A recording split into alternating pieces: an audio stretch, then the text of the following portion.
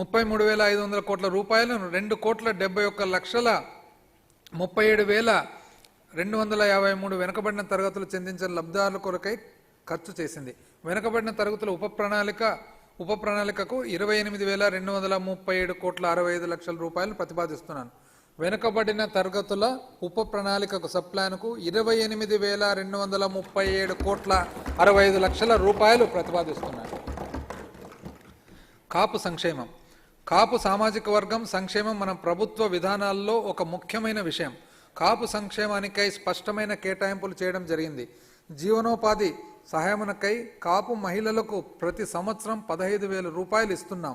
కాపు నేస్తం పథకం కింద 2021-22 సంవత్సరాల్లో 500 కోట్ల రూపాయలు ప్రతిపాదించడమైనది. 2021-22 ఆర్థిక సంవత్సరానికి కాపు సామాజిక వర్గ సంక్షేమానికి 3,306 కోట్ల రూపాయలు వివిధ సంక్షేమ పథకాలకు కేటాయింపును ప్రతిపాదిస్తున్నాను. 3,306 కోట్లు కాపు సంక్షేమానికి.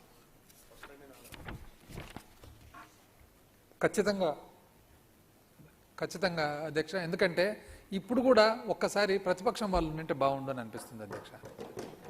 ఎందుకంటే వాళ్ళు అప్పట్లో చెప్పిన మాటలు అది ఎంత మటుకు అది నిజాలైనాయి, ఇప్పుడు చెప్పిన మాట కంటే ఎంత ఎక్కువ నిజమవుతుందని చెప్పి ఒక్కసారి గమనించుకునేదానికి. షెడ్యూల్డ్ కులాల ఉప ప్రణాళిక 2021-22 సంవత్సరంలో షెడ్యూల్డ్ కులాల ఉప ప్రణాళికకు 17,403 కోట్ల 14 లక్షల రూపాయలు ప్రతిపాదిస్తున్నాను. అది గత సంవత్సరం కేటాయింపు కంటే 22.4%. గత సంవత్సరం కంటే 22.4%, 14,218 కోట్లు ఎక్కువ అధ్యక్ష. షెడ్యూల్ తెగల ఉప ప్రణాళిక. షెడ్యూల్ తెగల ఉప ప్రణాళికకు 6,131 కోట్ల 24 లక్షల రూపాయలు ప్రతిపాదిస్తున్నాను. ఇది గత సంవత్సరం కేటాయింపు కంటే 27.25%, 4,814 కోట్లు ఎక్కువ. అల్పసంఖ్యాక వర్గాల కార్యాచరణ ప్రణాళిక. అల్పసంఖ్యాక వర్గాల ప్రయోజనాలను పరిరక్షించాల్సిన అవసరాన్ని భారత రాజ్యాంగం స్పష్టంగా తెలియజేస్తుంది. అనేక జాతీయ స్థాయి కమిటీలు మరియు నిపుణులు అధిక సంఖ్యాక వర్గాల వారితో పాటు అల్పసంఖ్యాక వర్గాల సమాన అభివృద్ధి యొక్క అవసరాన్ని నొక్కి చెప్పారు. ఈ లక్ష్య సాధనకై డాక్టర్ వైఎస్ రాజశేఖర రెడ్డి గారు అల్పసంఖ్యాక వర్గాల కోసం 4% రిజర్వేషన్లు ప్రారంభించారు. ఇది నిజంగా ఈ వర్గాల వారికి ఒక వరం. ఐ రిపీట్ అధ్యక్ష, డాక్టర్ వైఎస్ రాజశేఖర రెడ్డి గారు మైనారిటీస్కు 4% రిజర్వేషన్లు ప్రారంభించారు. ఇది నిజంగా ఈ వర్గాల వారికి ఒక వరం. అల్పసంఖ్యాక వర్గాల వారికి తగిన వనరులకు కేటాయించడం కూడా అంతే ముఖ్యం. మైనారిటీ కార్యాచరణ ప్రణాళిక ద్వారా మైనారిటీలకు కేటాయింపులకు బడ్జెట్లో పొందుపరచడం జరిగింది. ఐ రిపీట్ అధ్యక్ష, మొట్టమొదటిసారిగా మైనారిటీ కార్యాచరణ ప్రణాళిక ద్వారా మైనారిటీల కేటాయింపులకు బడ్జెట్లో పొందుపరచడం జరిగింది. తద్వారా మైనారిటీల దీర్ఘకాలిక అవసరం తీరింది. ఇది కేటాయింపులు ఖర్చులను కాలానుగుణంగా గుర్తించడానికి, పర్యవేక్షించడానికి, తద్వారా వారి సంపూర్ణ సంక్షేమం మరియు అభివృద్ధికి ఉపయోగపడుతుంది. అల్పసంఖ్యాక వర్గాలకు 3,840 కోట్ల 72 లక్షల రూపాయలు ఈ ఆర్థిక సంవత్సరంలో ఖర్చు పెట్టడానికి ప్రతిపాదిస్తున్నారు. వైఎస్ఆర్ పెన్షన్ కానుక. తన పాదయాత్రలో పింఛన్దారుల దుస్థితిని చూసిన తరువాత గౌరవ ముఖ్యమంత్రి గారు పింఛన్ మొత్తాన్ని ఒకేసారి నెలకు ₹1,000 నుండి 2,220లకు పెంచడమే కాక ప్రతి నెల 1వ తేదీన పింఛన్దారుల ఇంటి వద్దకే గ్రామ మరియు వార్డు వాలంటీర్ల ద్వారా అందజేస్తున్నాం. దీర్ఘకాలిక మూత్రపిండ వ్యాధిగ్రస్తున్న పింఛన్దారులకు 10,000 రూపాయలు అందిస్తున్నాం. పెన్షన్ పద్దు ముందు ప్రభుత్వాలతో పోస్తే 3 రెట్లు పెరిగింది. ఈ ప్రతిపాదిక ఇంతకు ముందు ప్రభుత్వాలతో పోలిస్తే అధ్యక్ష 3 రెట్లుగా పెరిగింది. ఈ ప్రతిపాదిక కేటాయింపుల ద్వారా 10వ సుస్థిర అభివృద్ధి లక్ష్యమైన అసమానత తగ్గింపు మరియు 1వ సుస్థిర అభివృద్ధి లక్ష్యమైన పేదరిక నిర్మూలన లక్ష్యాలను సాధించగలుగుతున్నాం. విద్య.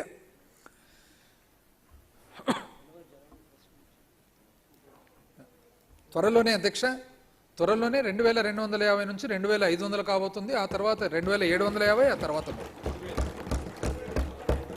జనవరి 1వ తారీఖు నుంచి అధ్యక్ష. విద్య. ఇహమునందు పుట్టి ఇంగిత మెరుగని జనుల నుంచి చూడ స్థావరములు, జంగమాదుల నుండి జగతిని పాపము విశ్వదాభిరామ వినరవేమ. ఇహమునందు పుట్టి ఇంగిత మెరుగని జనుల నుంచి చూడ స్థావరములు, జంగమాదులనట జగతిని పాపం విశ్వదాభిరామ వినరవేమ. మానవుడిగా పుట్టినందుకు జ్ఞానం సంపాదించాలి. జ్ఞానం లేనివాడు పశుపక్షాదులతో సమానం. కాబట్టి జ్ఞానార్జనే మానవ జన్మ పరమార్థం అని చెప్పి అంటున్నాడు యోగి వేమన గారు. వేమన గారి అధ్యక్ష మనందరికీ తెలిసిన విషయమే. కడప జిల్లాలో జన్మించి తాను చాలా సామాన్యమైన విషయాలు కూడా తరతరాలుగా ప్రతి ఒక్కరికి అర్థమయ్యేట్టుగా తన పద్యాల ద్వారా తన రాత ద్వారా తెలియపరిచిన విషయము. ఈ రోజుకి కూడా దాదాపు వేమన శతకం అంటే ఇంచుమించు మన ఒక ఆంధ్ర రాష్ట్రంలోనే కాకుండా యావత్తు భారతదేశంలో కూడా ఒక చాలా అందరూ కూడా గౌరవంతో మరి ఈరోజు దేశమంతా కూడా గర్వపడే రచయిత అధ్యక్ష. కాబట్టి జగనన్న అమ్మఒడి చదువు విలువ తెలిసిన ప్రభుత్వం ఇది. పిల్లల్ని బడికి పంపడంతో అమ్మల పాత్ర ఏమిటో తెలిసిన ప్రభుత్వం ఇది. అందుకే పిల్లలకు బడి గుడి నుడి అమ్మ ఒడియే అని తలంచి అమ్మ ఒడి పథకాన్ని ప్రారంభించిన మన ప్రభుత్వం 1వ తరగతి నుంచి ఇంటర్ వరకు చదువుతున్న లక్షలాది మందికి ఉపయోగపడేలా వారి మాతృమూర్తుల ఖాతాల్లో ఏటా 15,000 రూపాయలు జమ చేస్తుంది. అమ్మ ఒడి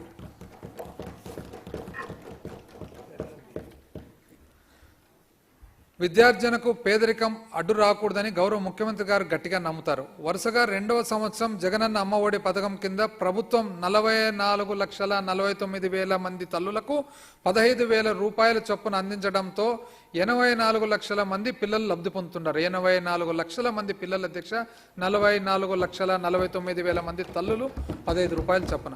వరుసగా 2021-22 సంవత్సరంలో జగనన్న అమ్మఒడి పథకం ద్వారా 6,107,36 లక్షల రూపాయల అర్హత కలిగిన విద్యార్థుల తల్లుల బ్యాంక్ ఖాతాల్లోకి నేరుగా బదిలీ చేయబడుతుంది. నాడు నేడు పాఠశాలలకు మౌలిక సదుపాయాల కల్పన ప్రపంచాన్ని మార్చడానికి మీరు ఉపయోగించగలిగిన అత్యంత శక్తివంతమైన ఆయుధం విద్య అన్నారు నెల్సన్ మండేలా. ప్రపంచాన్ని మార్చడానికి మీరు ఉపయోగించగలిగిన అత్యంత శక్తివంతమైన ఆయుధం విద్య అన్నారు Nelson Mandela.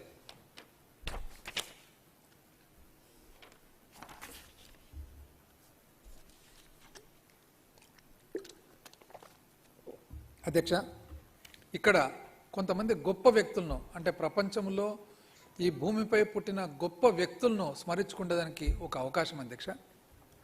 Nelson రోయిల్లాలా Mandela south Africa దేశానికి స్వాతంత్రం తెచ్చేదే కాకుండా 1994 నుంచి 99 వరకు తను మొట్టమొదటి స్వాతంత్రం వచ్చిన తర్వాత మొట్టమొదటి ప్రెసిడెంట్గా చేసి జాతి విభజన అనేది మరి లేకుండానే కాకుండా అధ్యక్ష స్వాతంత్రం వచ్చిన తర్వాత పాలించిన వాళ్లకు పాలించబడ్డ వారికి ఇద్దరు కూడా ఎటువంటి సమస్య లేకుండా దాన్ని ట్రాన్స్ఫర్మేషన్ చేసిన గొప్ప వ్యక్తి. ఎందుకంటే చాలా దేశాలకు స్వాతంత్రం వచ్చింది అధ్యక్ష కొలోనియల్ రూల్ తర్వాత. అయితే స్వాతంత్రం వచ్చిన తర్వాత దశాబ్దాల కొద్దీ పాలించిన వాళ్లకు పాలించబడ్డ వారికి ఈ రోజు కూడా ఇంకా సమస్యలు ఉంటున్నాయి. ఆయన గొప్పతనం ఏమంటే అది చాలా జాగ్రత్తగా ట్రాన్స్ఫర్మేషన్ చేసి ఒక టర్మ్ తర్వాత 2వ టర్మ్ వద్దని చెప్పి స్వతహాగా ఆయన వదిలిపెట్టినంత గొప్ప వ్యక్తి అధ్యక్ష. ఆయన దాదాపు స్వాతంత్రం కోసం పోరాడేటప్పుడు 27 సంవత్సరాలు ఒకే జైల్లో ఉండడం అధ్యక్ష, ఒకే సెల్లలో. మరి ఈరోజు ప్రపంచ చరిత్రలో చూసినట్లయితే ప్రజాస్వామ్యానికి సామాజిక న్యాయానికి తను ఒక చిహ్నంగా మిగిలిపోయి తాను నోబెల్ ప్రైజ్ అందుకుండేది కాకుండా ఫాదర్ ఆఫ్ ద నేషన్ అని సౌత్ ఆఫ్రికాలో తన బిరుదు కూడా అందుకున్న మాట ఈరోజు గుర్తు చేస్తున్నాను అధ్యక్ష.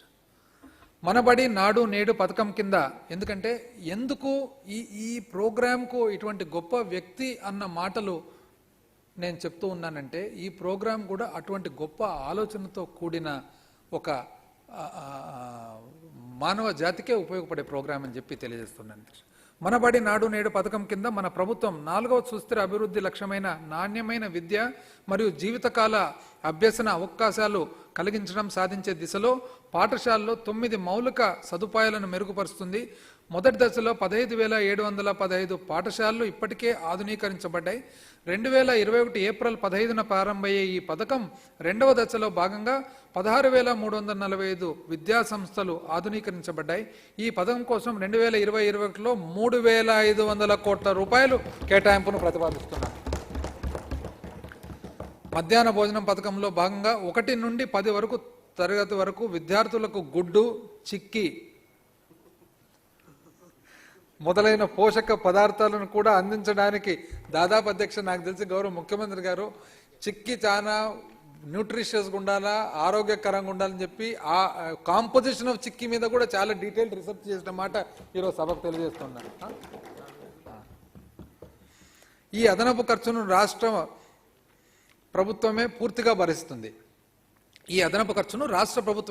భరిస్తుంది. జగనన్న విద్యా కానుక పథకం కింద 2020-21 ఆర్థిక సంవత్సరంలో ప్రభుత్వ పాఠశాలలో 1 నుంచి 10వ తరగతి వరకు చదువుతున్న 43 లక్షల మంది విద్యార్థులకు ప్రభుత్వం 2-3 జతల స్కూల్ యూనిఫామ్లు, 1 జత బూట్లు, 2 జతల సాక్సులు, 1 బెల్టు, పాఠ్య పుస్తకాలతో పాటు నోటు మరియు వర్క్ పుస్తకాలు మొదలైన వాటిని కూడుకున్న ఒక కిట్ను అందిస్తున్నాం. ఈ విద్యా సంవత్సరం నుండి అందరూ విద్యార్థులకు ఒక ఆంగ్ల తెలుగు నిఘంటువును కూడా ఇవ్వడానికి మన ప్రభుత్వం సంకల్పించింది.